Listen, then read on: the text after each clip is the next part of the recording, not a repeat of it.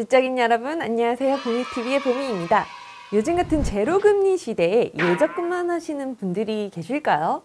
주식 투자나 부동산 투자 하고는 싶은데 겁나는 분들도 물론 계시겠죠. 돈 모으는 거 말고 돈을 불리는 투자를 하려면 꽤 큰 종잣돈이 필요하다고 알고 있는 분들도 계셔가지고 아이고 투자는 나랑 거리가 멀구나 하셨던 분들이 있을 것 같습니다. 오늘은 투자가 조금 생소한 분들을 위해서 소액으로도 투자가 가능한 방법들을 정리해 보았습니다. 첫 번째, CMA부터 만들어 볼까요? 보미TV가 유튜브를 시작한 지 거의 1년이 다 되어 가는데요. 벌써 1년인데요. 제 채널에서 가장 인기가 많고 구독자를 가장 많이 만들어준 영상이 바로 이 CMA를 소개한 영상입니다. CMA는 증권사에서 만들어주는 통장이라고 생각하면 쉬운데요. 매달 남는 잉여자금 관리도 수월하고 하루만 넣어도 이자를 주는 통장인데요. 오늘은 간단하게 소개를 할 거라서 혹시 자세히 알아보고 싶은 분들은 여기 위에 영상을 참고해 주세요. CMA 통장은 은행이 아닌 증권사나 종금사를 통해서 만들 수 있는 상품입니다. 영어로 Cash Management Account의 약자였죠. 현금 관리 계좌로 직역하면 이럴 텐데요. 내 자산을 캐시라고 하면 그걸 관리해주는 계좌. 기억나시죠? 종합금융회사나 증권사가 투자자로부터 돈을 받아서 안정성이 높은 국공채나 양도성 예금증서라는 CD 그리고 단기 회사차 등의 금융상품을 운용해가지고 수익을 내는 금융상품을 말합니다. 증권사를 통해서 발급받은 CMA 통장 같은 경우는 주식 거래도 바로 할 수 있는 장점이 있기도 하지만 주식 투자는 아주 높은 레벨의 투자라고 말씀드린 적이 있죠. 그거에 반해서는 CMA가 낮은 레벨의 투자 방법으로서 주식보다는 훨씬 안전하다고 말할 수 있습니다. 미국에서는 에이컨즈라는 서비스가 모바일 애플리케이션과 연동된 카드를 이용할 때마다 결제 금액에 잔돈을 올림해서 그 잔돈으로 투자를 하고 금융 서비스를 제공을 하고 있는데요. 이렇게 조성된 잔돈은 펀드, 주식, 채권 등의 다양한 투자처에 투자되어 인기를 누르고 있습니다. 최근 한국에서는 티클과 같은 앱이 이런 서비스를 제공하고 있는데요. CMA 통장을 제공하고 있습니다. 또 네이버 통장은 미래에셋 대우증권사와 함께 CMA 계좌 개설을 모바일로 쉽게 할 수 있게 했고요. 회원 등급이 실버인지 골드인지에 따라서 연 1%에서 3%까지 서비스를 제공하고 있습니다. 네이버에 계정 로그인 해놓고 이것저것 쇼핑도 하고 검색도 하고 예약도 하시는 분들의 경우에는 상당히 편리한 상품이겠죠. 또 편의점 같은 데서도 바코드를 딱 이렇게 보여주면 알아서 바코드를 생성해주고 바로 결제가 가능한 것도 큰 장점입니다. 또 그러니까 삼성페이를 쓰지 않아도 모바일 카드가 휴대폰에 딱 내재되어 있다고 활용할 수 있게 되는 거죠.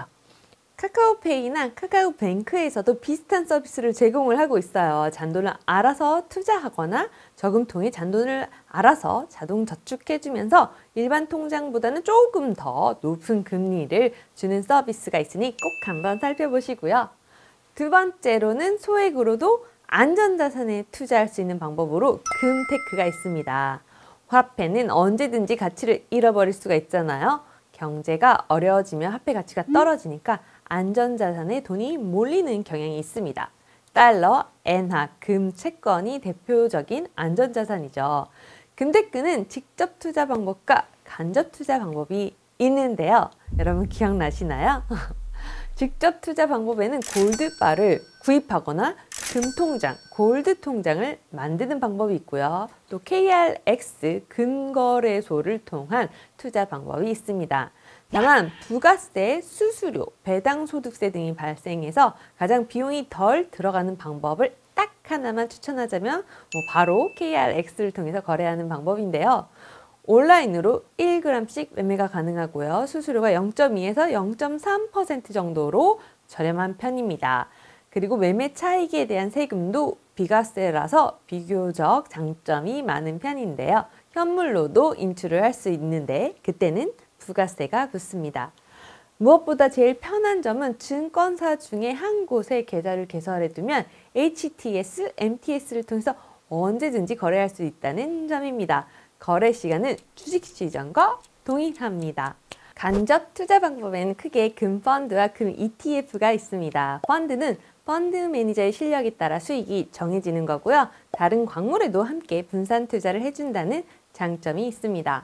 금 ETF는 금펀드가 주식시장에 이렇게 상장을 한 형태로 일반 주식처럼 한 주씩 거래를 할 수가 있습니다. 단 매매 수수료와 매매 차익에 대한 배당 소득세가 붙습니다.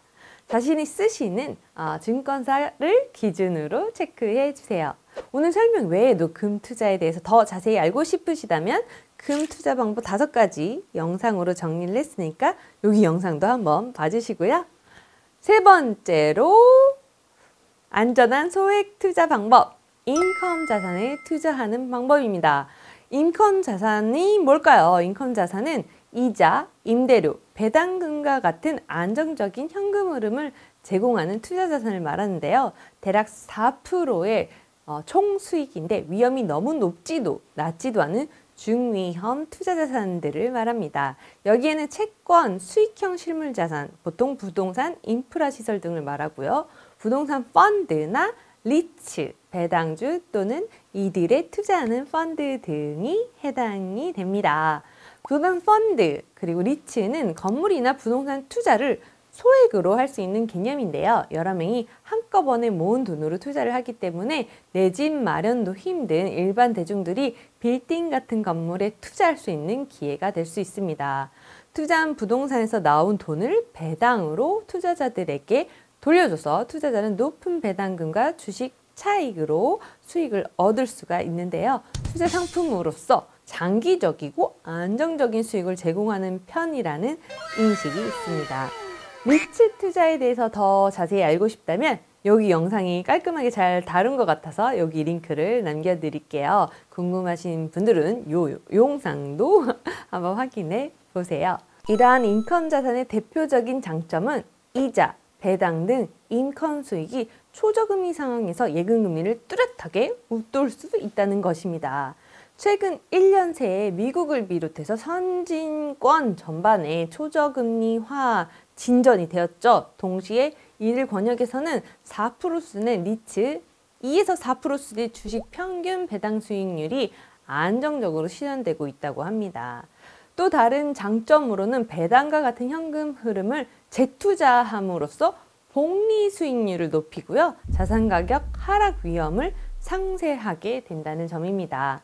S&P 500 고배당주 지수 그리고 미국 리츠 지수 등에 대해서 배당 재투자를 포함한 총수익률을 확인할 수가 있었는데요. 이 총수익률은 매기 지급되는 모든 배당금으로 해당 배당주의 리츠에 다시 투자할 경우에 누적 수익률을 말합니다.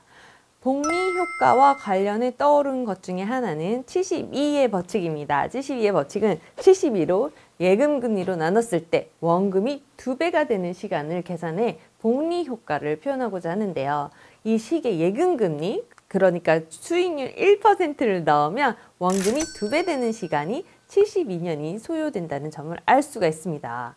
원하는 목표 자산을 세워놓고 기간을 설정하면 대략 어느 정도의 금리 효과가 나에게 지금 필요한지 계산도 가능하겠죠.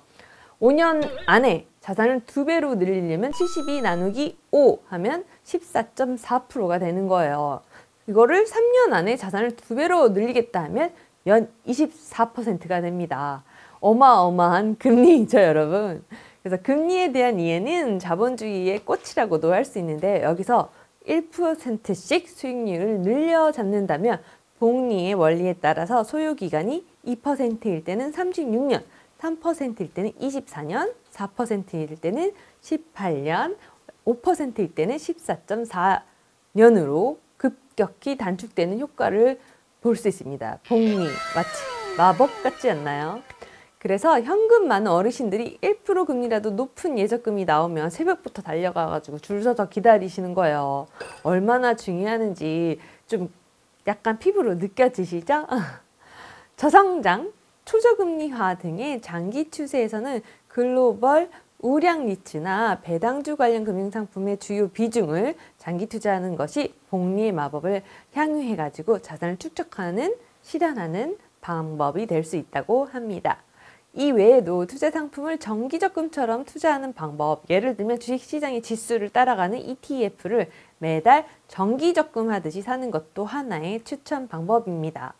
또 여기 리츠 지수뿐만 아니라 S&P 500 지수의 성장도 엄청나죠. 지수에 따라 투자하는 방법 중 가장 간편한 것이 ETF라고 생각을 하는데요. 예전에 ETF에 대한 7분 요약 영상을 만들어 두었으니까 이 링크도 타고 한번 보시면 자세한 내용을 아실 수 있을 겁니다. 현금의 가치가 떨어진다는 말 요즘 많이 들어보셨죠? 저희 세대는 투자가 예적금만큼이나 중요한 꼭 필요한 활동인데요.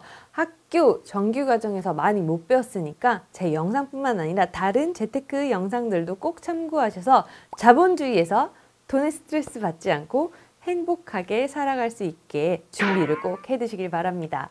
오늘도 긴 영상 봐주셔서 감사했고요. 지적이고 행복한 하루 보내세요. 고맙습니다. 안녕. 구독과 좋아요.